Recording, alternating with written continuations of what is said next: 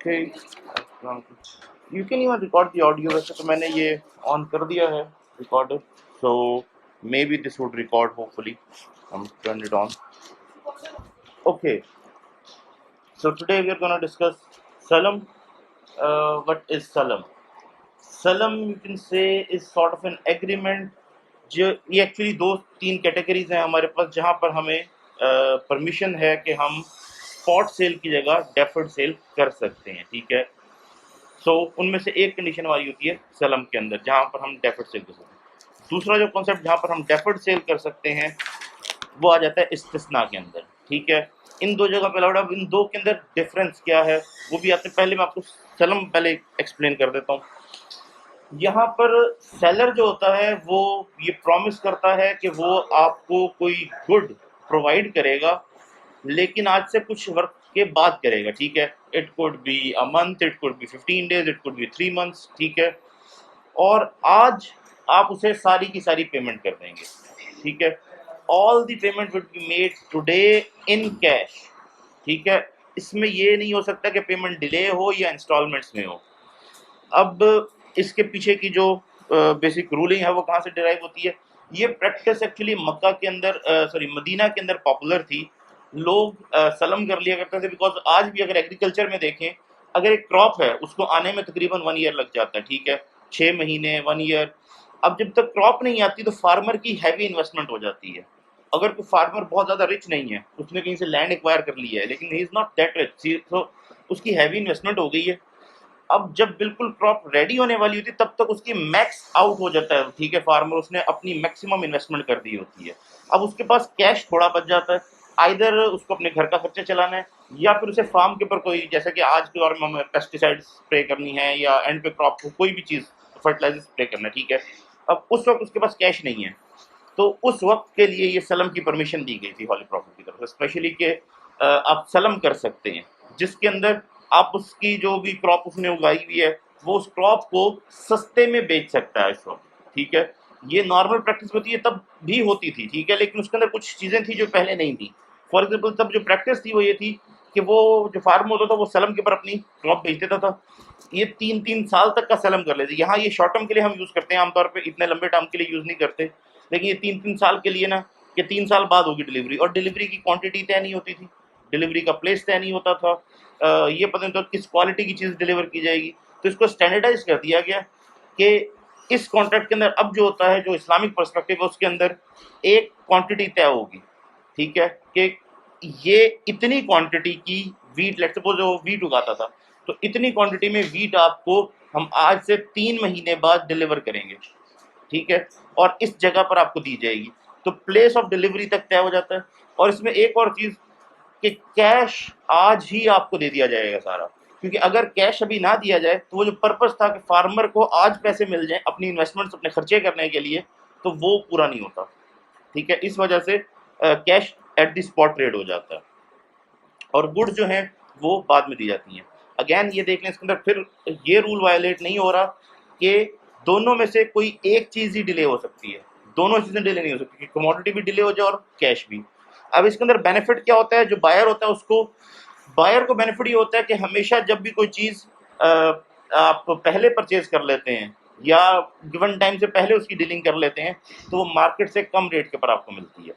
तो सलम के अंदर भी होता है कि वो मार्केट से कम रेट के ऊपर बेच देता है बेसिकली अपनी क्रॉप, ठीक है। तो basically it's not a loan, it's a sale, जो कि आपने थोड़ी अर्सा पहले कर दी जब तक कमोडिटी प्रोड्यूस नहीं हुई।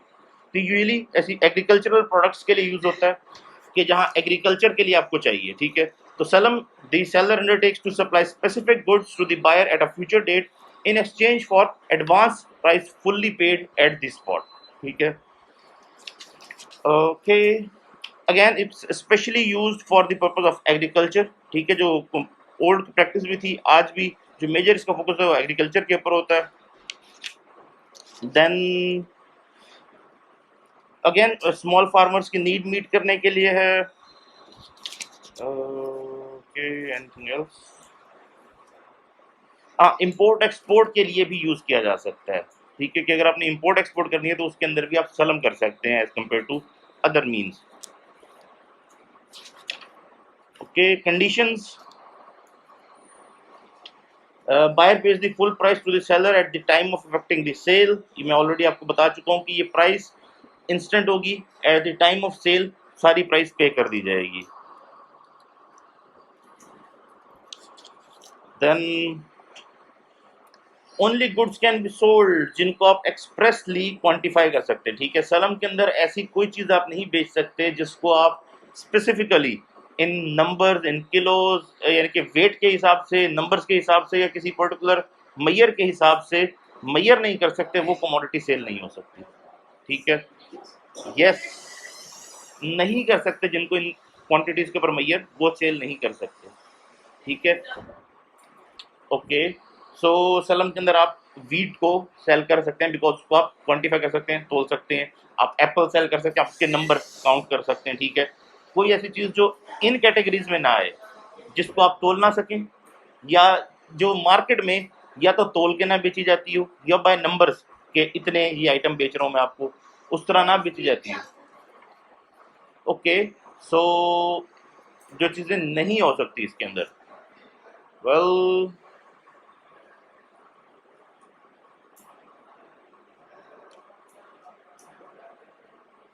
व्हाट वुड इट बी, जो कि हम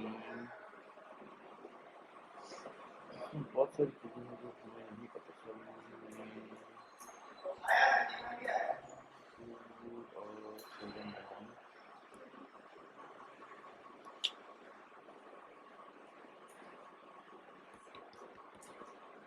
which commodity can you not? Okay.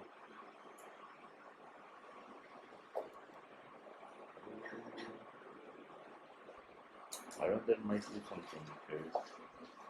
Exactly I don't know, लेकिन इसके अंदर जो कंडीशंस हैं उनमें से एक कंडीशन ये है कि उसको क्वांटिफाइबल होना चाहिए। ठीक है, और स्पेसिफिक विद क्वालिटी होना चाहिए। For example you can not say कि मुझे, जो हमारी अगली एक कंडीशन आने वाली है कि मुझे ये जो सामने फार्म है इसी की क्रॉप दोगे। ठीक है, सो आप स्पेसिफाई नहीं कर सकते कि ये जो सामने फार्म जा रहा है इसी की क्रॉप होगी, वाई, या ये जो सामने ट्री लगा हुआ है इस ट्री की क्रॉप होगी। ठीक है, उसकी रीज़न ये है कि हो सकता है कि क्रॉप फेल कर जाए। अगर क्रॉप फेल हो जाएगी तो अब कॉन्ट्रैक्ट में ये मेंशन है कि इस फील्ड की क्रॉप देनी है, तो वो तो आप नहीं दे सकते। ठीक है, इसलिए क्वालिटी मैयर हो जाती है कि इस क्वालिटी की क्रॉप होगी और इतनी क्वांटिटी के अंदर इस टाइम के ऊपर आप मुझे देंगे। मोस्टली एग्रीकल्चर के लिए, इसके लिए और कोई पर्पज़ नहीं है। ये परमिशन बेसिकली तब दी गई थी मक्का के अंदर, मैं आपको बता रहा हूँ कि ये एक चीज़ नई प्रैक्टिस होती थी क्योंकि वहाँ कोई एग्रीकल्चर भी नहीं था। मदीना के अंदर क्योंकि डेट्स का कारोबार करते थे, ये डेट्स से एक्चुअली स्टार्ट हुआ कि वो अब डेट्स उगानी है तो एक साल लग जाता है डेट्स उगाते उगाते। तो जब तक उनकी क्रॉप रेडी थी,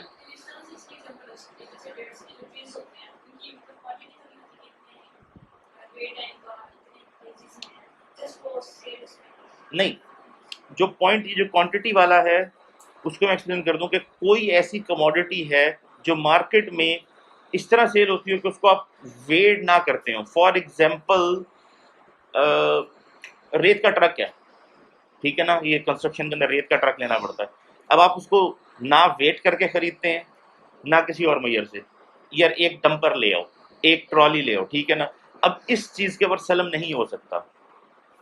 ठीक है, जो चीज़ क्वांटिफाई हो जाती हो, इतने लीटर दूध, इतने किलो वीट, या इतने बुशल्स जो होते हैं, कि वो बुशल मतलब कि वो जो बकेट्स होती हैं ऑफ डेट्स, तो बेसिकली क्वांटिफाई के मतलब यहाँ पर, इसलिए मैंने नंबर्स भी कह दिया है कि जो मार्केट में स्टैंडर्ड है उस चीज़ के बेचे जाने का, वो क्वांटिफाइड हो कि इतने किलो, इतने नंबर्स के मुझे आप 10 तरबूज देंगे, तो वो नंबर में भी काउंट हो सकता है। जैसे कि कुछ इलाकों के अंदर मैंगोज जो हैं वो वेट के हिसाब से नहीं बिकता, ऑरेंज जो है वो वेट के हिसाब से, इस एरिया में वेट के हिसाब से बिकता है।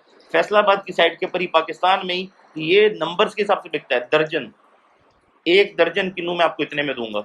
इसी तरह इंडिया में ये सलम में आएंगी, ये सारी कमोडिटी सलम में आ सकती हैं। यस, वेल अगेन, लेकिन उसके अंदर जो वो क्वांटिटी है वो स्पेसिफाइड नहीं है ना कि कितने किलो है, जो मैयर की जा सकती है चीज़।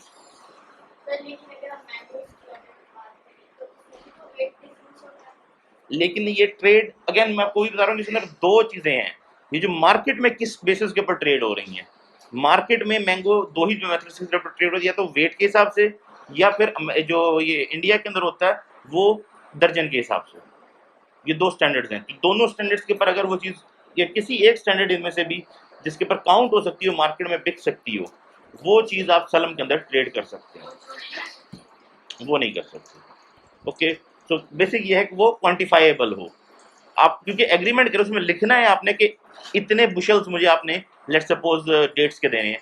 अगर स्टैंडर्ड बुशल्स का है या जो भी चीज़ उसके अंदर होती है, जैसे कि वो जो टोकरा होता था उस टाइम पे कि जी एक टोकरा देकर हम दो ले लेते थे, जो उन्होंने बताया कि जी क्वालिटी होती थी, जिसके ऊपर बाद में पाबंदी है कि नहीं, डेट्स को आप ऐसे एक्सचेंज नहीं कर सकते, डेट्स को बेचा जाए अगेंस्ट रुपी एंड देन उसको वापस जो चीज़ खरीदनी है उससे खरीद ली जाए। तो similarly it could be any quantity जो वहाँ मार्केट में मैयर के तौर पे वहाँ यूज़ हो रही है, ठीक है, उसको क्वांटिफाई कर सकते हो आप। तो इस तरह उस वक्त होता ये था कि डेट्स के जो ट्रीज होते थे उन पर जब फसल आ जाती थी, वो उसको पहले ही बेच देते थे अपने पैसे रिकवर करने के लिए कुछ ना कुछ, क्योंकि सस्ता बेचते हैं शुरू में, आपके पास पैसे नहीं होते तो आप पहले किससे लेते कि ये फसल उगेगी तो मैं तुम्हें दे दूंगा। तो जब रिबा की प्रोहिबिटेशन आई तो वो उस टाइम पे क्योंकि इंटरेस्ट पे पैसे लेते थे, तो आपने कहा कि नहीं, ये प्रैक्टिस आप कर सकते हैं कि आप एडवांस में सेल कर दें, लेकिन इंटरेस्ट के ऊपर पैसे लेकर आप नहीं ये अपनी एग्रीकल्चर को कंटिन्यू कर सकते। तो ये वो उन स्मॉल फार्मर्स के लिए बेसिकली बेनिफिट दिया गया था कि जो अपना खर्चा नहीं चला सकते over that time period of 1 year, ठीक है। ओके, ये मैं आपको पहले बता चुका हूँ कि आप ये नहीं कह सकते सलम के अंदर कि इस खजूर के दरख्त का फ्रूट मैं तुम्हें दूंगा। लेट सपोज क्योंकि क्वांटिटीफाइड है, तो जी मैं 5 किलो फ्रूट तुम्हें इस खजूर के दरख्त का दूंगा, ठीक है। ऐसा नहीं हो सकता उस दरख्त के ऊपर लगे ही 4 किलो, हो सकता है उस दरख्त की क्रॉप टोटली फेल हो जाए। सो यू नेवर नो, इसलिए आप जो स्पेसिफाई नहीं कर सकते कि इस फील्ड का, इस दरख्त का, आप ये कहेंगे कि ये खजूर, लेट सपोज मैंने अंबर लगाई थी तो अंबर खजूर, अजवा खजूर, ये हमारी जो नॉर्मल लोकल खजूर है, ये खजूर मैं आपको इतने किलो दूंगा और अच्छी क्वालिटी की होगी, ये नहीं कि उसमें से डैमेज पीसेस भी होंगे उसके अंदर, ठीक है। ये हो गया।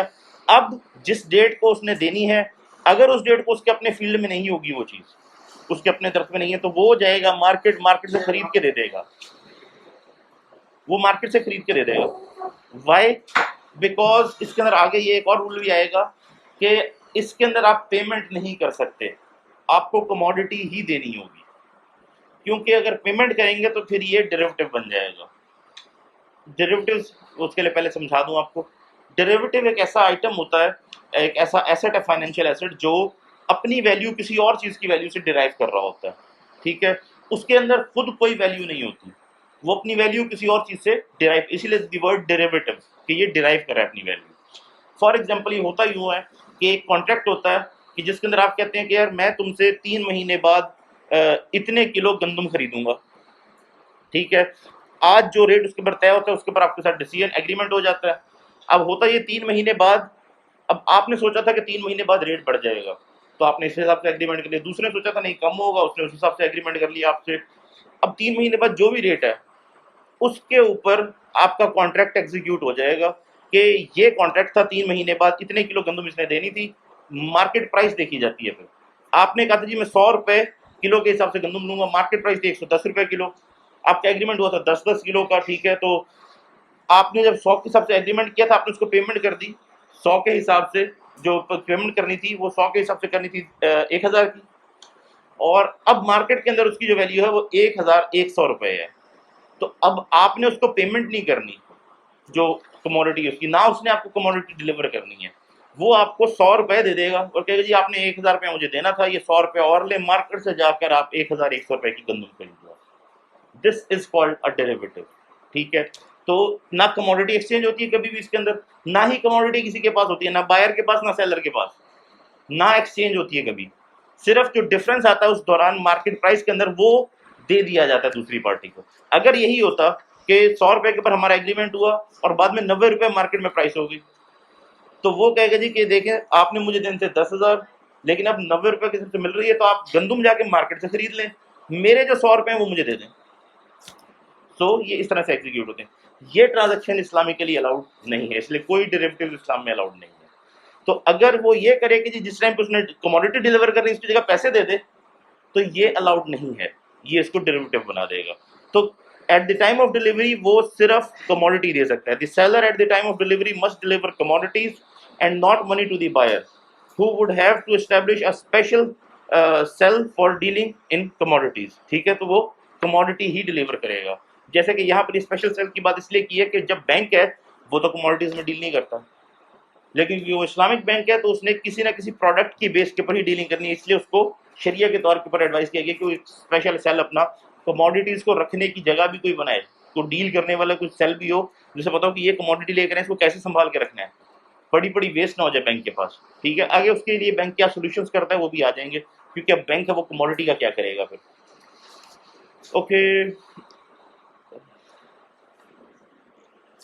Okay again quality of goods जो है वो एक्सप्रेसली स्पेसिफाई किए जाएंगे कि इस क्वालिटी के गुड्स होंगे, और आमतौर पर इसमें प्रेफर ये किया जाता है कि कोई इस तरह की प्रोडक्ट ना डील की जा रही हो जिसकी क्वालिटी को स्पेसिफाई करना मुश्किल हो।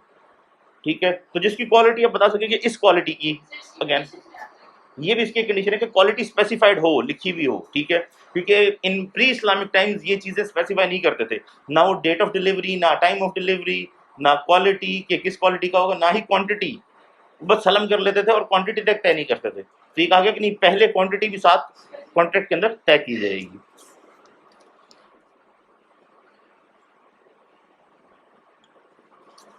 Again exact date and place of delivery establish की जाएगी at the time of contract. Salam cannot be effected in respect of items which must be delivered at spot। जैसे कि वो 6 आइटम्स जो मैंने आपको गिनवाए थे, do you know? Riba Al फضल, salt, 6 item, इनके ऊपर एट स्पॉट ट्रेड होता है, और अगर ये स्पेशली आपस में एक्सचेंज हो रही हो तो भी इनकी जो ट्रेड है वो एट स्पॉट होगी। अगर ये against the same thing change हो रही है तो वेट भी चेंज नहीं हो सकता, जैसे कि गोल्ड विद गोल्ड। अगर गोल्ड विद सिल्वर हो रहा है तो वेट तो चेंज हो सकता है, लेकिन ट्रांजैक्शन एट द स्पॉट होगी। फिर भी ये नहीं हो सकता कि आप डिले कर दें ट्रांजैक्शन को।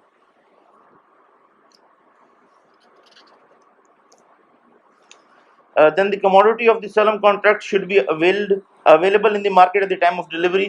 तो अगेन टाइम ऑफ डिलीवरी ऐसा चूज किया जाता है जिस वक्त बाकी सारी फसल भी मार्केट में आ रही हो, सो दैट जो सेलर है वो अगर उसकी अपनी फसल नहीं भी होगी वो जाके मार्केट से खरीदे और आपको बेच दे। सो वो टाइम यूजुअली ऐसा सिलेक्ट किया जैसे बाकियों की फसल भी मार्केट में जा रही हो, इसलिए यूजुअली एग्रीकल्चर होता है। तो वही टाइम पीरियड जब जैसे कि डेट्स राइप हो रही होंगी, ताकि बाकियों की फसल मार्केट में गई हो, अगर इसका नहीं भी होगा कुछ तो वहां से खरीदेगा और इसको डिलीवर कर, अदरवाइज वो डिलीवर कैसे करेगा सामान। So that's an issue. Again एक इसके अंदर फिर अब ये डिफरेंस ऑफ ओपिनियन आ जाता है। इसके अंदर कहा यह जाता है कि एटलीस्ट 15 डेज टू 1 मंथ का टाइम पीरियड होना चाहिए फॉर सलम टू बी इफेक्टिव। इससे कम टाइम पीरियड के ऊपर सलम ना किया जाए। मिनिमम 15 डेज का डिफरेंस होना चाहिए between delivery and the contract of सलम, क्योंकि आपने सलम का कॉन्ट्रैक्ट किया उसके बाद डिलीवरी देनी है ना। अब सलम के कॉन्ट्रैक्ट में इसके अंदर इशू ये आता है कि सलम के अंदर आपने प्राइस कम चार्ज की होती है। तो अगर ये होगा कि आपने डिलीवरी का टाइम बिल्कुल अगले 2 दिन का रख दिया है, दूसरे तीसरे दिन का, तो वो जो कम प्राइस चार्ज की है वो जस्टिफाई नहीं होती वहां पर। तो उनका कहना है कि ये इंटरेस्ट की तरफ चला जाता है फिर। इसलिए सलम का टाइम जो है वो एटलीस्ट 15 डेज या 1 महीना होना चाहिए, और इससे ज्यादा होना चाहिए, इससे कम नहीं होना चाहिए, बिकॉज प्राइस में डिफरेंस आएगा मार्केट प्राइस पे और जो इसके ऊपर आपने सेल किया सलम के अंदर। द सलम period should be long enough to effect the price. ठीक है, बट हनफी फिका did not specify any minimum period for the validity of सलम। तो हनफीज के अंदर इसके लिए कोई मिनिमम नहीं है, बाकी सबके अंदर उनका कहना है कि 15 डेज होने चाहिए। So it is all right to have an earlier date for delivery if the seller consents to it। तो हनफी स्कूल का थॉट के अंदर ये है कि कोई मिनिमम टाइम नहीं है, अगर सेलर एग्री करता है तो फिर आप जल्दी भी कर सकते हैं। तो ये ओपिनियन आपको हनफी स्कूल का भी बता देते हैं। अगेन प्राइस इन सलम is generally lower than the spot price, जो कि आपको बाद में मार्केट में मिलनी है, इसीलिए सलम किया जा रहा है। एंड सिक्योरिटी, इसके अंदर अगेन सिक्योरिटी का कंसर्न ये है कि जब भी कुछ अगर आपकी फाइनेंशियल डीलिंग है तो आप सिक्योरिटी ले सकते हैं। ठीक है, कि जस्ट इन केस आपका प्रिंसिपल सिक्योर रहे उसके लिए सिक्योरिटी ली जा सकती है। तो वही प्रिंसिपल यहाँ पर भी अप्लाई किया जाता है कि ठीक है आप सिक्योरिटी के तौर पे कोई चीज़ रख सकते हैं उसकी, ठीक है ना, एज मॉर्गेज, कोई भी guarantee mortgage you can keep that.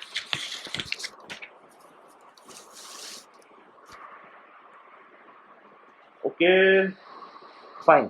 अब इसके अंदर जो कि बैंक क्या करता है, ठीक है, बैंक ने एक सलम कर लिया। अब सलम के बाद उसके पास क्रॉप आनी है, बैंक के तो किसी काम की नहीं क्रॉप। बैंक उस कमोडिटी का क्या करेगा? बैंक इसमें दो तरीके यूज कर सकता है। एक, बैंक उस क्रॉप को जब वो आएगी मार्केट में ले जाकर बेच देगा। जो मार्केट है वो उसकी जनरल होती है, अगर ग्रेन्स है तो वो ग्रेन मार्केट में जाएगा, जो रोज बैठे हैं उसके जो मार्केट प्राइस उसके ऊपर बेच देगा। ठीक है, इसके अंदर भी जो प्रॉफिट आ सकता है तो वो ले सकता है, उसके अंदर कोई इशू नहीं है। दूसरी चीज, बैंक ये करता है, बैंक बहुत ज्यादा देर उसका रिस्क अपने पास नहीं रखना चाहता। ठीक है, मार्केट में प्राइस चेंज हो सकती है, वो कमोडिटी अपने पास रखने के ऊपर उसके ऊपर नुकसान हो सकता है। ठीक है, तो बैंक क्या करता है, बैंक साथ एक पैरेलल सलम कर देता है। ठीक है, कि बैंक ने सलम किया एक बंदे के साथ कि तुम मुझे इतना माल दोगे, बैंक आगे किसी के साथ सलम कर लेता है कि जी आप मुझे इतनी प्राइस दे दें, मैं आपको इतना माल दूंगा। अब ये होता कैसे है, बैंक ने कस्टमर के साथ किया 3 महीने पहले सलम, ठीक है, कि आप मुझे इतना सामान 3 महीने बाद देंगे। दो एक महीने गुजर गए, दो एक महीने गुजरने के बाद अब एक ही महीना रह गया डिलीवरी के अंदर, बैंक 1 महीने का सलम आगे कर लेता है कि मैं 1 महीने बाद आपको इतना सामान प्रोवाइड करूंगा। उसका रेट डेफिनेटली जो पहला 3 महीने वाला रेट था उससे ज्यादा होगा, तो जो रेट के दरमियान डिफरेंस होता है वो बैंक का प्रॉफिट हो जाता है। बाकी वो पैरेलल सेलम जैसी कमोडिटी आती है, 3 महीने का टाइम पीरियड था, 2 महीने का उसने पैरेलल सेलम कर लिया। अब जो ये महीना कंप्लीट होगा, जैसी कमोडिटी आएगी बैंक आगे डिलीवर कर देगा। ठीक है, this is called a parallel Salem.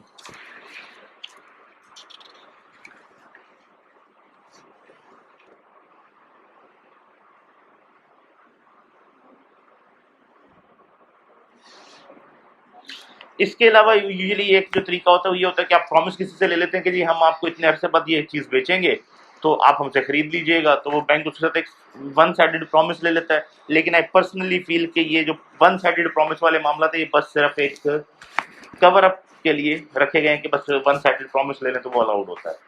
Okay, otherwise there is no such thing as a one sided promise, but fine. अब अगेन कंडीशंस ऑफ पैरेलल सेलम, क्योंकि वो पैरेलल सेलम कर रहे हैं उसकी कंडीशंस भी होंगी। ठीक है,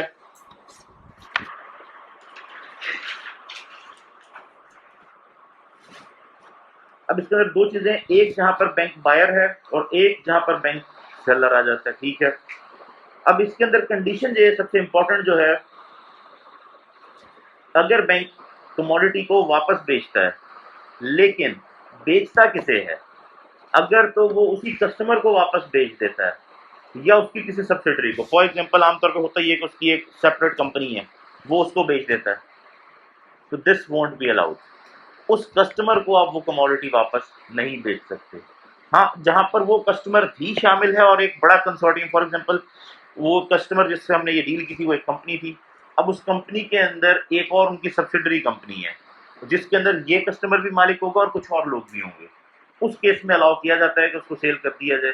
अदरवाइज उस कस्टमर को वो चीज़ एग्जैक्टली वापस बेच देने की परमिशन नहीं है। बैंक को ये इंश्योर करना होगा वो किसी और थर्ड पार्टी को वो चीज़ बेचे। अगेन इसके अंदर एक चीज और आएगी, क्वालिटी। अब इसमें होता ही है कि अगर क्वालिटी सही नहीं निकली तो बैंक ने तो दो सलम किए थे पैरेलल सलम, अब बैंक ने तो अगले कस्टमर को देना है ना, पिछले कस्टमर ने उसको क्वालिटी सही नहीं दी। ठीक है, ये उसको मना भी कर सकता है कि नहीं भी ये माल मैं नहीं ले सकता। इसके अंदर कंडीशन है कि अगर क्वालिटी पसंद ना आए तो वापस किया जा सकता है, ये क्वालिटी वो नहीं है जो हमने एग्री की थी। लेकिन जो बैंक ने आगे पैरेलल सलम कर लिया उसको अब क्या देगा बैंक? तो उस केस के अंदर उनका कहना ये है कि बैंक जो मर्जी करे, बैंक चाहे तो वो जो गारंटी रखी थी उसको लिक्विडेट करे, या बैंक अब अपने तौर के ऊपर मार्केट से सामान उठाए और वो पैरेलल सलम पूरा, क्योंकि बैंक ने भी एक सलम किया वो उसको पूरा करना होगा और वो सही क्वालिटी की चीज के साथ पूरा करना होगा। अगेन इंश्योर किया जाता है इसके अंदर इस्लामिक जो बैंकिंग है, इसके अंदर एक चीज जैसे आपने कल भी एक सेशन के अंदर देखा होगा, जो एक चीज उन्होंने ज्यादा फोकस नहीं की वो ये होती है कि आप जिसको ये ट्रांजैक्शन जिसके साथ कर रहे होते हैं ये इंश्योर करते हैं कि वो ट्रस्टेबल बंदा हो, वो ऑनेस्ट हो, उसके बारे में रेपुटेशन मार्केट में अच्छी हो। तो आप एक्सपेक्ट यही करते होते हैं कि ये बंदा फिर जो क्वालिटी प्रॉमिस कर रहा है ये वही क्वालिटी डिलीवर करेगा, क्योंकि इस्लामिक जो प्रिंसिपल है इसके इवन लोन के लिए भी, तो जो जिसके साथ भी ट्रांजैक्शन करनी है उसमें कहा यह जाता है कि पहले उस बंदे के बारे में पता कर लिया जाए। अगर वो रेप्यूटेबल बंदा है, अपने कमिटमेंट का पूरा करने वाला है, प्रॉमिस करने वाला है, और उसके बारे में लोग ये कहते हैं कि जी ये जनरली अच्छा ट्रेड करता है हमारे साथ, तो फिर ही आप उसके साथ एग्रीमेंट करें। अदरवाइज रिकमेंडेड ये होता है कि उसके साथ एग्रीमेंट ना किया जाए। Okay, so now the different types of risk जो सलम के अंदर होते हैं और उनको बैंक मिटिगेट कैसे करता है। ठीक है, अब 4 बेसिक टाइप्स ऑफ रिस्क हैं जो सलम के अंदर हमें एनकाउंटर करने पड़ते हैं। Number 1, delivery risk. ठीक है, अगर वो डिलीवर नहीं करता कस्टमर ए, तो अब बैंक के लिए तो प्रॉब्लम होगी ना, कस्टमर ने टाइम पे डिलीवर नहीं किया माल। अब इस केस में बैंक 3 चीजें कर सकता है। एक, बैंक वेट करे, क्योंकि अगर बैंक ने पैरेलल सेलम नहीं किया हुआ, किसी से प्रॉमिस नहीं किया हुआ, बैंक वेट कर सकता है, जब भी कमोडिटी आएगी उसके बाद बेच देगा मार्केट में ले जाके। दूसरी चीज है कि बैंक कैंसिल कर दे कॉन्ट्रैक्ट को और जो है सलम के अंदर जो उसकी प्राइस है उसको रिकवर कर ले। ठीक है, और तीसरा ये है कि जहां पर बैंक जो है उसको कह सकता है कि आप कमोडिटी चेंज कर दो, मुझे इस चीज की जगह ये चीज तुम मार्केट से खरीद के दे दो, क्योंकि तुम्हारी या तो फसल अभी आई नहीं है, ये जो भी मसला हुआ है, तुम मुझे इसकी जगह ये दूसरी कमोडिटी है ये वाली इतनी मार्केट से परचेज कर दो। अच्छा, वैसे you do not need to write all this, it's all in this book जो मैंने आपको अपलोड की थी, वो एथिका वाली आई थिंक जो बुक है, उसके अंदर ये सब कुछ लिखा हुआ है, all written over here, so you can just understand कि what is going on। बाकी आपने नोट्स बनाने, it's up to you. Then quality risk, ये मैं ऑलरेडी डिस्कस कर चुके हैं कि अगर वो उस क्वालिटी का प्रोडक्ट ना प्रोवाइड करे आपको, in that case what you are gonna do, the bank is gonna do is कि बैंक वो प्रोडक्ट जो है वो रिजेक्ट कर सकता है, या फिर बैंक एक और काम भी कर सकता है जिसके अंदर अलाउड है, वो उसको डिस्काउंटेड रेट के पर ले सकता है। ठीक है, डिस्काउंटेड रेट पे इसलिए क्योंकि जब प्रोडक्ट की क्वालिटी इंफीरियर निकली तो डेफिनेटली अगर सलम के अंदर तब पता होता है कि क्वालिटी इंफीरियर होगी तो प्राइस भी कम तय होती, तो उस हिसाब से अब उसकी प्राइस को ये कहने की वजह कि तुम ये सामान ले जाओ और मुझे नया लाकर मार्केट से खरीद के दो, तो आप उसको कहते हैं कि ठीक है हम ये रख लेते हैं, लेकिन इसकी प्राइस क्योंकि कम होनी चाहिए थी तो इसकी प्राइस उतनी हम डिस्काउंट कर देंगे, क्योंकि ये क्वालिटी में डिफरेंस आ गया है। ये हम तब नहीं कर सकते जब क्वालिटी में डिफरेंस ना हो, ओनली जब क्वालिटी में डिफरेंस है। तो अदरवाइज जब हम आपने जितने इस्लामिक कॉन्ट्रैक्ट्स देखे इसके अंदर आप प्राइस चेंज नहीं कर सकते एक बार तय करने के बाद, फर्स्ट टाइम आप तय कर लेंगे फिर चेंज नहीं कर सकते। Then comes in the price risk. अब प्राइस रिस्क ये होता है कि मार्केट में प्राइस चेंज हो जाए किसी चीज की, तो डेफिनेटली मार्केट के अंदर प्राइस चेंज हो सकती है। अब बैंक ने एग्रीमेंट कर लिया और उसके बाद प्राइस चेंज होगी, इस केस के अंदर बैंक फंस जाता है, क्योंकि बैंक ने जो सोचा था कि ये प्राइस होगी मार्केट के अंदर, अब मार्केट में प्राइस इसकी घट जाए तो बैंक के लिए तो नुकसान हो जाएगा। ठीक है, इन दिस केस बैंक जो करता है, एक उसका जो तरीका ये होता है कि मिनिमम टाइम के लिए अपने पास रखी जाए चीज, अपने रिस्क में रखी जाए। ठीक है, इसी वजह से बैंक साथ ही साथ पैरेलल सलम कर देता है, या वो जो मैंने आपको बताया कि प्रॉमिस ले लेता है कि तुम मुझसे ये कमोडिटी इतने में खरीद लोगे बाद में। क्यों प्रॉमिस क्यों लेता है? अब ये टेक्निकल चीज है। टेक्निकल इसलिए क्योंकि वो किसी के साथ ये कॉन्ट्रैक्ट नहीं कर सकता कि मैं फ्यूचर में तुम्हें इतनी कमोडिटी बेचूंगा इस प्राइस के ऊपर, प्राइस भी डेफर हो गई, कमोडिटी भी डेफर हो गई, नॉट अलाउड, ये कॉन्ट्रैक्ट नहीं हो सकता। इस्लामिकली आप सबने पिछले जो अपने लेक्चर थे उसमें सुना था कि एक चीज डेफर होगी, आइदर दी प्राइस और दी कमोडिटी, क्योंकि दोनों चीजें डेफर हो गई हैं, नहीं हो सकता। इसलिए ये प्रॉमिस की टेक्निकल कंडीशन है कि आप प्रॉमिस ले लें, लेकिन अगेन दूसरी जो कंडीशन है इसके अंदर वो अलाउेबल के आप पैरेलल सलम कर लें, इसके अंदर भी ये रिस्क कम हो जाएगा। आपने पैरेलल सलम आज ही क्योंकि कुछ अर्से बाद कर लिया, महीने बाद कर लिया, तो अगेन वो जो आपकी प्राइस का रिस्क था कि 2-3 महीने तक क्या चली जाएगी वो कम हो जाएगा। अगेन जब भी आप रिस्क मिटिगेट करेंगे तो आपका रिटर्न भी मिटिगेट हो जाएगा और रिटर्न भी कम हो जाएगा। देन स्टोरेज रिस्क, कि गुड्स बैंक के पास है लेकिन बैंक कौन सा कोई गुड्स का काम करता है, बैंक का तो काम बेसिकली अपनी फाइनेंस से रिलेटेड डीलिंग है, तो बैंक उन गुड्स का करेगा क्या, उनको स्टोर करना पड़ेगा, उसे स्टोर करेगा तो उसके लिए फिर से प्रॉब्लम है।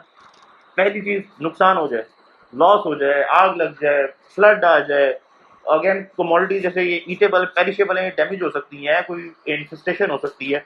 इन दिस केस एक तो ये है कि तकफ्फुल के थ्रू उसको कवर किया जा सकता है, इंश्योरेंस बेसिकली इस्लामिक इंश्योरेंस, तकफ्फुल के थ्रू उसको इंश्योर किया जा सकता है। दूसरा तरीका ये है कि उसको मिनिमाइज टाइम किया जाए जो वो बैंक की पोजीशन के अंदर रहे कमोडिटी, या तो आते ही फॉरेन मार्केट में बेच दी जाए। ठीक है, इसके अंदर अक्सर ये भी किया जाता है कि जो वो कमोडिटी दे रहा होता है उनको कस्टमर, उसके साथ एक ये एग्रीमेंट भी कर लेते हैं कि अब हम तुम्हें अपना एजेंट बनाए, तुम जाकर मार्केट में बेच दो इसे, बस हमें देने की बजाय हमारे पास आ गई, हमारे रिस्क में अब से ये कमोडिटी, अब बस तुम हमारे एजेंट हो, तुम हमारे बिहाफ पे इसको मार्केट में बेच दो। ऑल ये ज़्यादा इन प्रैक्टिस नहीं है, किया ये जाता है कि उसको ड्यूरेशन कम कर दी और पैरेलल सलम के थ्रू उसको फॉरन भेज दिया जाता है कि महीने के अंदर, इन्होंने 2 महीने के अंदर, वो जो 3 महीने का टाइम है, 2 महीने का टाइम, उसके अंदर अंदर पैरेलल सलम करके उस कमोडिटी को साथ ही भेज दिया जिस डेट को डिलीवरी आती है। ओके, नेक्स्ट चैप्टर 15 इस्तिस्ना, ये भी सिमिलर है। इसके अंदर भी आप डेफर कर देते हैं कमोडिटी को, लेकिन इसके अंदर एक्चुअली होता ही है कि this is an order to manufacture, ठीक है ना, जैसे कि आप किसी को ऑर्डर देंगे ये चीज़ मुझे बना कर दे दो।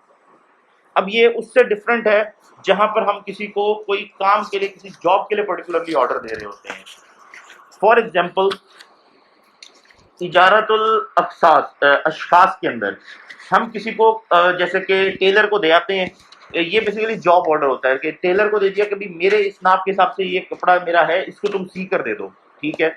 अब ये इजारतुल अशखास हो जाता है, ठीक है, आपने कमोडिटी खुद दी है, जबकि इस्तिस्ना के अंदर जो रॉ मटेरियल है वो खुद खरीदता है, जो जिसके साथ आपने डील की है कि तुम मेरी चीज़ बना कर दो। फैक्ट्री हो सकती है, इसके अंदर कोई कंस्ट्रक्शन हो सकती है, कोई मशीन बना के देने का कॉन्ट्रैक्ट हो सकता है, कोई भी चीज़ जो उसने मैं जिसकी शेप चेंज करके आपको देनी है, उसके ऊपर काम करके देना है, ठीक है। तो कोई चीज़ बनाने का ऑर्डर कि मुझे ये चीज़ बना कर दे दो, दैट इज एन इस्तिस्ना, ठीक है। So istisna is a sale transaction where a commodity is transacted before it comes into existence. तो एक ये एग्जिस्ट नहीं करती थी, इसके बनने से पहले इसकी ट्रांजैक्शन हो गई है। और secondly it is an order to a manufacturer to manufacture a specific commodity for the purchaser, कि जो चीज़ वो कह रहे हैं वो उसको बना कर देते हैं उसकी स्पेसिफिकेशन के हिसाब से। और ये भी इसके अंदर एक इंपॉर्टेंट चीज़ कि वो अपना मटेरियल, रॉ मटेरियल, मैन्युफैक्चरर जो है वो अपना रॉ मटेरियल यूज़ करेगा, चाहे उसके पास पड़ा हो, चाहे वो किसी थर्ड पार्टी से खरीदे, इट्स सेपरेट इशू, लेकिन वो रॉ मटेरियल भी अपना ही यूज़ करेगा, आपसे रॉ मटेरियल नहीं रहेगा। यस, अगेन इस्तिस्ना के अंदर प्राइस फिक्स होगी at the time of the contract, और दोनों पार्टीज के कंसेंट के साथ, और उसकी जो भी स्पेसिफिकेशंस हैं वो भी दोनों के दरमियान तय हो जाएंगी कि किस क्वालिटी की चीज़ बनानी है, किस टाइप का मटेरियल यूज़ करना है, उसके अंदर क्या फीचर्स होंगे, वो सब कुछ पहले तय हो चुका होगा eight the time of the contract. Cancellation of the contract इसके अंदर तब जब तक मैन्युफैक्चरिंग स्टार्ट नहीं हो गई तब तक दोनों में से कोई एक पार्टी नोटिस देकर कॉन्ट्रैक्ट कैंसिल कर सकती है, लेकिन एक बार मैन्युफैक्चरिंग का काम शुरू हो गया है, अब यूनिलेटरली कोई पार्टी नोटिस देकर कॉन्ट्रैक्ट खत्म नहीं कर सकती। अब म्यूचुअली दोनों बैठेंगे क्योंकि काम शुरू हो चुका है, और फिर वो दोनों मिलकर डिसाइड कर सकते हैं कि हम इस तरह से ये कॉन्ट्रैक्ट खत्म कर सकते हैं, कैंसिल कर सकते हैं। इस्तिस्ना और सलम के दरमियान डिफरेंस, इस्तिस्ना के अंदर सब्जेक्ट मैटर एग्जिस्ट नहीं करता और वो अभी बनाना होता है, it needs to be manufactured, जबकि सलम के अंदर द सब्जेक्ट मैटर में बी एनीथिंग दैट मे और may not be needing manufacturing. तो हो सकता है कि कोई चीज़ ऐसी हो जिसके ऊपर सलम हो गया कि जो भी मैन्युफैक्चरिंग उसकी रहती हो, लेकिन कोई ऐसी चीज़ भी हो सकती है जिसकी मैन्युफैक्चरिंग का कोई चीज़ ना हो, जैसे कि growing the crop. Then again इस्तिस्ना के अंदर प्राइस फुल के अंदर आप इन दी स्टार्ट नहीं पे करते, ठीक है, ये इंस्टॉलमेंट्स में भी पे कर सकते हैं। जैसे कि घर बनाने का कॉन्ट्रैक्ट एक बंदा कर लेता है, ये बेसिकली इस्तिस्ना जो है कंस्ट्रक्शन में ज़्यादा यूज होता है, तो इसलिए हम उसी फील्ड से रिलेटेड आपको एग्जांपल देते हैं कि अब आपने घर बनाने का कॉन्ट्रैक्ट दिया ना किसी को, आप उसको ये भी कर सकते हैं कि लमसम पेमेंट होगी बनने के बाद, या जो भी एक कॉन्ट्रैक्ट होता है, या फिर ये भी कर सकते हैं कि हम अगर इतने % कंस्ट्रक्शन कंप्लीट इतने पैसे तुम्हें दे देंगे, जैसे कि 10% काम हो जाएगा 10% पैसे ले लेना, फिर 10% और हो जाएगा तो 20% के बाकी के 10% ले लेना। तो इस तरह से भी आप इंस्टॉलमेंट में पेमेंट कर सकते हैं। लेकिन सलम का रूल क्या था, एट द स्पॉट जिस टाइम पे कॉन्ट्रैक्ट हो रहा है पेमेंट सारी की सारी हो जाएगी, कोई भी पेंडिंग नहीं रह सकती। डिलीवरी के टाइम के बारे में कि इन इस्तिस्ना it does not have to be fixed, it can be fixed, ठीक है ना, ये चीज नोट कर लें क्योंकि बुक में सिर्फ ये लिखा है it does not have to be, लेकिन इट कैन बी फिक्स्ड, ठीक है, हो सकता है कि फिक्स्ड आप कर लें आपस में पार्टीज दोनों मिलकर इस्तिस्ना में, ठीक है, लेकिन it does not have to be fixed. जबकि सलम के अंदर it had to be fixed कि इस डेट को डिलीवर किया जाएगा, ठीक है। इसमें जरूरी नहीं है कि हो, लेकिन आप कर सकते हैं फिक्स, क्योंकि अगर आपने कॉन्ट्रैक्ट किया कि यार इस चीज़ बना कर दो तो एक टाइम आप फिक्स कर सकते हैं कि इस टाइम तक मुझे देना है, ठीक है ना, कोई मशीन है आपको चाहिए सर, आपने प्रोडक्शन करनी है, आपकी फैक्ट्री स्टार्ट होने वाली है, तो आप उसको तय जरूर कर सकते हैं कि इस टाइम तक मुझे दो। अब इसमें और चीजें आ जाती है, फॉर एग्जांपल कंस्ट्रक्शन के अंदर इश्यूज जो आ जाते हैं, उसके अंदर एक इशू ये भी है कि अगर आपने एक सर्टेन डेट तक प्रोवाइड ना की प्रॉपर्टी, तो उसके बाद हर डे का फाइन चार्ज होता है। अब इसमें डिफरेंस ऑफ ओपिनियन है, क्योंकि जिस टाइम के ऊपर ये कॉन्ट्रैक्ट तब ये वाला फाइन नहीं होता था कि कंस्ट्रक्शन अगर लेट होगी तो फाइन चार्ज होगा। अब ये होता है कि कंस्ट्रक्शन अगर आपने बिल्डिंग हैंड ओवर नहीं की तो पर डे बिल्डर को चार्ज पड़ता है कि आपने इतना फाइन पे करना है। अब फाइन के ऊपर डिफरेंट रूलिंग्स हैं, जैसे कि फाइन के बारे में जो नॉर्मल रूलिंग है वो ये है कि इस्लामिक स्टेट भी है तो वो फाइन नहीं चार्ज कर सकती। जैसे कि इसके ऊपर एक बार हमारे स्टूडेंट्स ने मुफ्ती साहब से क्वेश्चन कर लिया था, तो उन्होंने कहा कि फाइन जो यूनिवर्सिटी सर हमसे फीस लेट होने के ऊपर चार्ज करती, तो उन्होंने बड़ा क्लियर किया था कि यूनिवर्सिटी आपसे चार्ज नहीं कर सकती, इस्लामिकली इलीगल है। बाकी इस तरह से बिजली के बिल के ऊपर, बिजली का बिल आपने लेट जमा कराया फाइन हो सकता है। इन इस्लामिक कॉन्टेक्स्ट स्टेट भी कोई भी आपसे ये फाइन चार्जेस नहीं ले सकते, सिर्फ स्टेट फाइन इंप्लीमेंट कर सकती है, इसने ये चीज गलत की है तो उसके ऊपर को फाइन हो सकता है। अगेन इसको इंटरेस्ट में काउंट करना आई डोंट नो, लेकिन फाइन चार्ज नहीं कर सकते, वो अलाउड नहीं है, हराम काउंट होगा। ठीक है कि जिसने लिया, अब देने वाले के लिए तो कंपल्शन है ना कि उसको देना पड़ेगा, लेकिन जिसने लिया है उसके लिए, क्योंकि रिबा में तो क्लियर है, लेने वाला, देने वाला, लिखने वाला, गवाह बनने वाला, all of them are equal in sin, तो इसलिए इसको रिबा नहीं कह सकते। ठीक है, लेकिन इसका इन्होंने, क्योंकि तब होता नहीं था, तो इन्होंने जो है स्कॉलर्स हैं, इन्होंने परमिशन दी है कि आप इस तरह का कोई पेनल्टी लगा सकते हैं। ठीक है,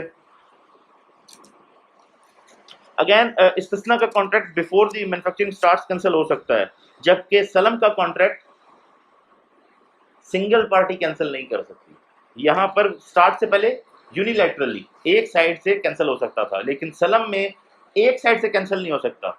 कॉन्ट्रैक्ट एक बार हो गया तो दोनों पार्टीज म्यूचुअली कैंसिल कर सकती हैं, उसमें कोई पाबंदी नहीं है। ठीक है, अगेन डिफरेंस बिटवीन इस्तिस्ना एंड इजारा, जो कि इजारतुल अशखास था, मैंने आपको बताया था। अगेन मैन्युफैक्चरर जो है वो अपना रॉ मटेरियल यूज करता है इस्तिस्ना के अंदर, और इजारा के अंदर जो कि बेसिकली जॉब ऑर्डर होता है, आप अपना मटेरियल ले जाकर दे देंगे, इसको ट्रांसफॉर्म करके मुझे दे दो। ठीक है, इसमें यूजुअली हम जैसे कि किसी से जाके सर्विसेज इसकी हायर कर रहे हो, तो उसको हम कहते हैं कि यार इसको यूं करके दे दो मुझे। जैसे इसमें सबसे आम एग्जांपल होती है टेलर की। ठीक है, कि टेलर को आप जाके कपड़े देते हैं कि इसको सी कर दे दो। ठीक है, तो आपका मटेरियल होता है, और जो बंदा होता है, जो वो वर्कर होता है शॉप वाला, वो अपनी स्किल के लिए, वो अपने हुनर के लिए पैसे चार्ज करता है। ठीक है, सर्विसेज के लिए बेसिकली।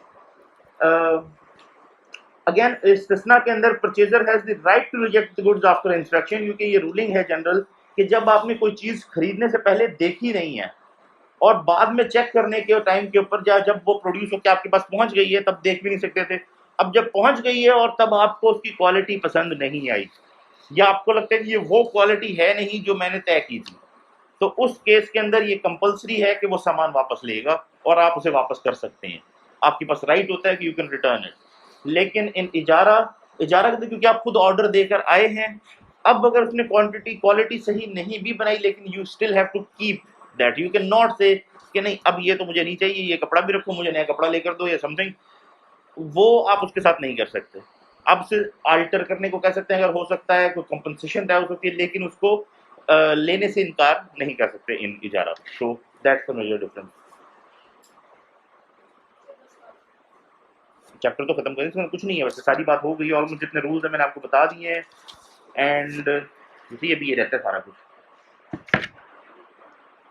या ये कॉन्सेप्ट सारे आपको पता होंगे, बाकी प्रिपरेशन के लिए हम आपका कंटेंट कम कर देंगे। ठीक है, डोंट वरी अबाउट दैट। लेकिन ये कॉन्सेप्ट जितने भी हैं, मोड्स ऑफ फाइनेंसिंग, अभी आपने इसके अंदर तकफुल नहीं पढ़ा, अभी तो आपने इसके अंदर सकूक नहीं पढ़े, so you should have an idea कि प्रोडक्ट्स क्या हैं। ठीक है, कंटेंट को हम इसके अंदर से लिमिटेड कर लेंगे, डोंट वरी अबाउट दैट। बाकी मैंने आपसे कोई एज इट इज चीज़ों को रट्टा नहीं लगवाना, काफ़ी सारी चीज़ें जनरल हैं।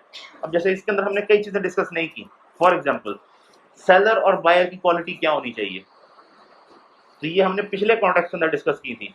क्या सेन होने चाहिए, माइनर नहीं होने चाहिए, eight the time of making that contract उनकी मेंटल कंडीशन सही होनी चाहिए, वही बेसिक, और उनकी ट्रस्ट वर्दीनेस हो, वैसे जनरली प्रॉमिस कीप करते हैं, वो सब के ऊपर ही अप्लाई होंगे। ठीक है, तो अब जनरल सी बात है, ये तो याद रख सकते हैं ना इजीली। इस तरह की चीज़ें होंगी मेनली। तो बहुत इसकी डिटेल टेक्निकल डिटेल्स के अंदर हम इतना नहीं जाएंगे, ठीक है। अब टाइम ऑफ डिलीवरी के ऊपर ये जितना मामला है ये मैं आपको ऑलरेडी बता चुका हूँ, इसलिए मैं इसको पढ़ भी नहीं रहा आज।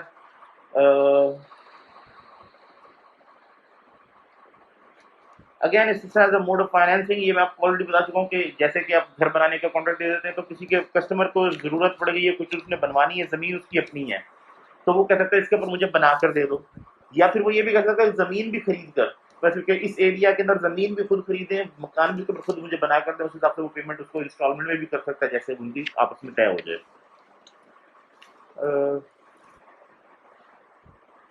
अगेन वर्किंग कैपिटल की रिक्वायरमेंट्स है मैन्युफैक्चरिंग की, तो उसके लिए भी इस्तेमाल किया जा सकता है कि जो वर्किंग कैपिटल के अंदर कुछ मैन्युफैक्चर के जो रॉ मटेरियल, उसके अंदर जो मैंने आपको पहले बताया था कि जो एजेंट वाली कॉन्सेप्ट आ जाता है कि वो जो कुछ बना रहा था जिसको आपका कस्टमर है, क्लाइंट है, अब इस्तेमाल ऑपोजिट वे हो रहा है। बैंक उसको इस्तेमाल देता है कि आप हमारे लिए जो चीज़ वो बनाते हैं, लेट सपोज उसकी फैक्ट्री है जो कपड़ा बनाती है, ठीक है, तो आपने उसको कह दिया कि जी मुझे इतना कपड़ा बना कर दे दो, तो इस्तेस्ना बैंक उसके साथ कर रहा होता है कि तुम मुझे इतना बना कर दो, और वो जो कपड़ा होता है जब वो बन जाता है तो बैंक उसको कह देता है कि ये अब मेरे एजेंट के तौर पर मार्केट में बेच दो। क्योंकि उसके पास वर्किंग कैपिटल फाइनेंस करने के लिए पैसे नहीं होते, बैंक उसको वो पैसे प्रोवाइड कर देता है वर्किंग कैपिटल फाइनेंस के, ठीक है, कि जो 2-4 महीने उसको रॉ मटेरियल खरीदना है, उसने जो चीज़ अपनी करनी है वो खर्चा भी उसका पूरा होगा, उसने मैन्युफैक्चरिंग भी कर ली। जो मैन्युफैक्चरिंग कर ली, बैंक ने कहा कि इसको मेरे बिहाफ के ऊपर तुम मार्केट में बेच दो, तो उसकी रिक्वायरमेंट भी पूरी होगी, बैंक को भी प्रॉफिट आ गया उसके अंदर, ठीक है।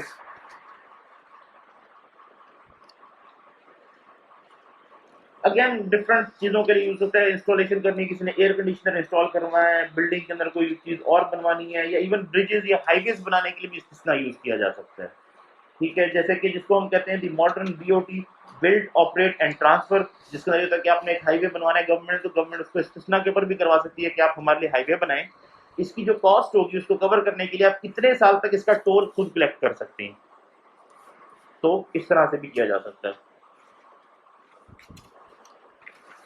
अगेन वर्किंग कैपिटल फाइनेंसिंग हम ऑलरेडी डिस्कस कर चुके हैं कि इस्तिस्ना के थ्रू की जा सकती है।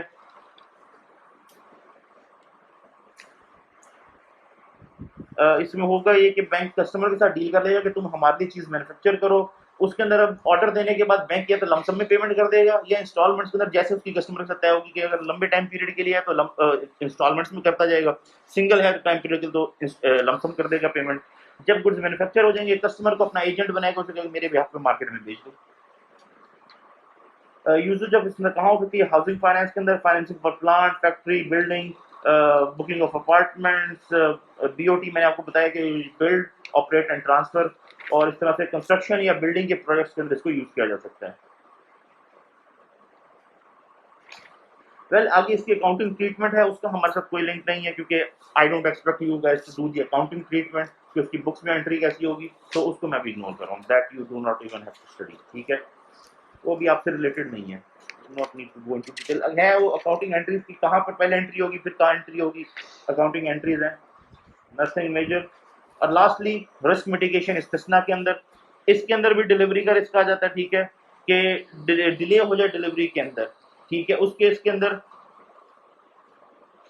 ये परमिशन दी गई है कि जो डिलीवरी में अगर कोई डिले वगैरह आता है तो वो बैंक उसके ऊपर चार्ज कर सकता है कि आपको इतना फाइन लगा दे, ठीक है, तो वो बैंक को अगर डिलीवरी डिले होती जाएगी तो बैंक उसके अंदर से उससे फाइन चार्ज कर सकता है कि जी तुमने इतने दिन डिले किया, इतना फाइन हमें दोगे उसके लिए, इस्तिस्ना के अंदर। ये अभी सिर्फ इस्तिस्ना डिस्कस हो रहा है, ठीक है।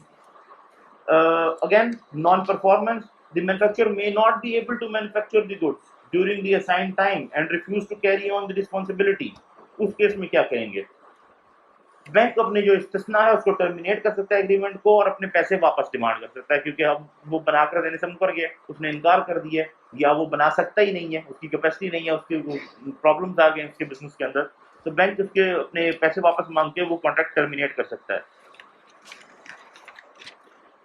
अल्टरनेट इसका जो सोल्यूशन बैंक निकालता है वो ये भी करता है कि बैंक उसको कहता है कि जी जितना बना लोगे उस हिसाब से पेमेंट करूंगा, 10% कंप्लीट हो गया, अब 10% पेमेंट, ठीक है, ताकि अगर वो कभी इनकार भी कर देता है कि यार मेरे बिजनेस में मसला हो गया, मैं बैंकरप्ट हो गया समथिंग, या मेरी मशीनरी खराब हो गई है, तो बैंक कहेगा ठीक है यहाँ तक कि आपकी पेमेंट हो गई है, यू कैन लीव, अब मैं नया कॉन्ट्रैक्टर हायर कर लेता हूँ, ये अक्सर कंस्ट्रक्शन के अंदर होता है कि कॉन्ट्रैक्टर जो है वो अब आपसे डिमांड ज़्यादा कर रहा है, या फिर अगर आपके साथ हेरा फेरी कर आपको पता चल गया, आप अब तक की तुम्हारी पेमेंट हो चुकी है, तुम मुझसे खत्म, मैं नया कॉन्ट्रैक्टर हायर करके उसके साथ डिस्कस ना कर सकता।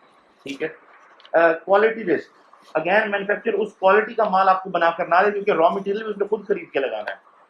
अगर वो उस क्वालिटी का सामान अगर ना यूज करे, इन दैट केस बैंक उसको रिजेक्ट कर सकते हैं, क्योंकि इसके अंदर अगर क्वालिटी सही नहीं है तो बैंक रिजेक्ट कर सकते हैं। जैसे कि गवर्नमेंट टेंडर्स होते हैं कि वो रोड अगर टेंडर दिया गया तो रोड को अक्सर ही प्रोब करके खड्डा करके भी चेक कर लेते हैं कि कितनी डीप किस किस चीज की लेयर है, सो दैट अगर क्वालिटी वो मेंटेन नहीं हुई होती तो रिजेक्ट कर दे कि नहीं इसकी लेयर जो है चेंज करो, क्योंकि ये उस क्वालिटी उस स्टैंडर्ड पे नहीं जिसके ऊपर हमने आपको टेंडर दिया था। ठीक है, तो ये रिजेक्ट भी किया जा सकता है। प्राइस रिस्क, मार्केट प्राइस जो है उस सब्जेक्ट की, उस बिल्डिंग की, उस चीज की चेंज हो जाएगी, तो अगेन उसको हेज करने के लिए बैंक पैरेलल इस्तेमाल कर लेता है किसी और के साथ, सो उस तरह से उसका रिस्क काउंटर हो सकता है। ये स्पेशली जब वो लेट्स सपोज के मैन्युफैक्चरिंग के लिए उसको देता है ना, ये उस केस के अंदर है कि जब बैंक उसको कोई ऑर्डर चीज मैन्युफैक्चर करें, जैसे वर्किंग कैपिटल फाइनेंस के अंदर उसने कह दिया कि अपना कपड़ा मैन्युफैक्चर करके मुझे दे दो, अब मार्केट में उस कपड़े का रेट चेंज हो जाए, कम हो जाए, इसीलिए बैंक भी कुछ अर्से बाद अगर उसको एजेंट नहीं बनाता तो बैंक एक पैरेलल इस्तेमाल करता था किसी और के साथ कि मैं तुम्हें ये बना कर दूंगा। देन स्टोरेज का रिस्क, वही के जो गुड स्टोर करेंगे तो अगेन स्टोर करने के लिए बैंक के पास तो ऐसी चीज तो नहीं है जहाँ पर स्टोर करता रहेगा, तो बैंक उसको सेफ गार्ड भी नहीं कर सकता, कोई फ्लड वगैरह का और बाकी सारे नेचुरल डिजास्टर के खतरे भी हैं, तो अगेन तकफ्फुल कर सकता है, इंश्योरेंस कर सकता है उसकी, या फिर इसका पैरेलल इस्तेमाल कर सकता है कि साथ ही किसी और को बेचने का कॉन्ट्रैक्ट कर ले। ओके, तो इस्तजरार I don't think so you will be interested in studying today, तो ये हम नेक्स्ट टाइम स्टडी करेंगे। ठीक है, तो fine. I think we have got some topics left, so no worries. Okay, कोई स्ट्रेस, कोई इसके अंदर परेशानी, सर ये काफ़ी कॉम्प्लिकेटेड है, मुश्किल है, कुछ समझ नहीं आ रही हो, let me know right now. ठीक है, हम उसको उस हिसाब से अकोमोडेट कर सकते हैं। बहुत ज़्यादा हो गया कंटेंट, ये ज़रूर होगा सबके माइंड में। हर सब्जेक्ट का इसका तो नहीं है, हर सब्जेक्ट का नहीं, हर सब्जेक्ट के हिसाब से मैं आपको ये भी बता दूं, बी रेडी, अपनी प्रिपरेशन अच्छी रखिएगा एग्जाम की, ग्रेडिंग टफ हो सकती है। ठीक है, जो मैंने सुना है उसके अकॉर्डिंग मैं आपको ये बता सकता हूँ कि जो पिछले सेमेस्टर के अंदर आप ईज पे रहे हैं उसके अगेंस्ट इस बार ग्रेडिंग टफ की जा सकती है। तो यूं बनती है ना कि सारे मतलब स्टार्ट से फिजिकल लेक्चर्स हो गए, टफ तो तब बनते हैं, लेकिन ये मैं आपको जब मोस्ट आपकी इंफॉर्मेशन के लिए बता रहा हूँ कि हो सकती है, हमारे कोर्स में नहीं होगी। ठीक है, वो मैंने क्लैरिफाई कर दिया था कि आई एम नो वन कि मैं वो पिछले बहुत ग्रेड बढ़ गया होगा पिछले सेमेस्टर्स के अंदर, तो इस बार मैं ज़रा 5-10 नंबर ऐसे सारों के जनरली काट दूँ, सो you will get what ever you will write. ठीक है, और मैं एक्चुअली आपसे क्वेश्चन इसलिए बार बार पूछ रहा हूँ, I need to get an idea कि मैं आपको रिटर्न में पेपर दूँ, या अगर मेरे पास चॉइस हो, लेट्स सपोज, क्योंकि जैसे भी लास्ट टाइम उन्होंने मिड का डिसाइड किया था, तो उन्होंने मिड का पहले मुझे कहा कि नहीं हमने पॉलिसी बना ली है सब रिटर्न पेपर ही देंगे, तो मुझे आइडिया हो कि मैं किस तरह से आपका पेपर उस हिसाब से डिज़ाइन करूँ। वाई, मैं आपका पेपर डिज़ाइन करना शुरू करना चाह रहा हूँ विद इन नेक्स्ट 2 वीक्स। ज़रूरी नहीं है कि आपका पेपर अगस्त में हो, रिमेंबर दिस, जुलाई के अंदर भी हो सकता है, और हमारी इंटेंशन है कि हम इसको जुलाई में करवा लें। ये अभी तो हम इस कमरे में, इसलिए मैं ले भी इस कमरे में आया हूँ क्योंकि यहाँ हम बैठ सकते हैं। बाहर कल मैंने 2 लेक्चर लिए, आई नो कि उसके बाद I was like I am gonna fall down somehow, so students बड़े तंग थे मैंने जाते ही देखा कि नोटिस किया, क्योंकि ये यूं क्यों बैठे जैसे बैठे हैं, तो पता चला कि वो बेसिकली फैन के नीचे नीचे जहाँ जहाँ फैन था ना उस क्लस्टर के अंदर बैठे हुए थे सारे। सो इसलिए ये हम प्रेफर भी करेंगे कि जुलाई के अंदर एग्जाम हो जाए and you will B free, तो उस हिसाब से आपको अपनी प्रिपरेशन भी रखनी होगी। ठीक है, just go through this content, मेरे लेक्चर अगर आपने सुने हुए हैं तो मेजर तैयारी करने की ज़रूरत नहीं है, सच बेसिक कॉन्सेप्ट आपका क्लियर है तो वो बेसिक्स ही आपने लिखने होंगे। ठीक है, तो मेजर चीज़ उसके अंदर नहीं आएगी। मैं उससे जनरल पूछ सकता हूँ क्योंकि इस प्रोडक्ट के बारे में बता दें, इसके अपनी कैरेक्टरिस्टिक्स बता दें। ठीक है, जो आपको पता है वो तो लिख देना। मेजर ज़्यादातर अगर आपने नोटिस किया तो कुछ प्रिंसिपल जो है सारों में सेम ही है, सिर्फ तरीका डिफरेंट हो जाता है। ठीक है, मैं इसकी एक रिवीजन भी आपको पिछले कॉन्सेप्ट्स की करवा दूंगा। ठीक है, और इसमें से कंटेंट भी रिड्यूस कर देंगे। ठीक है, सो ये नहीं घबराना कि सर कंटेंट बहुत ज़्यादा हो गया, वो इसलिए क्योंकि ये कॉन्सेप्ट सारे मैंने आपको बताने हैं, उसके अंदर बहुत कुछ है, इससे आगे हम उस तरफ नहीं जा रहे। क्या इस्तिस्ना?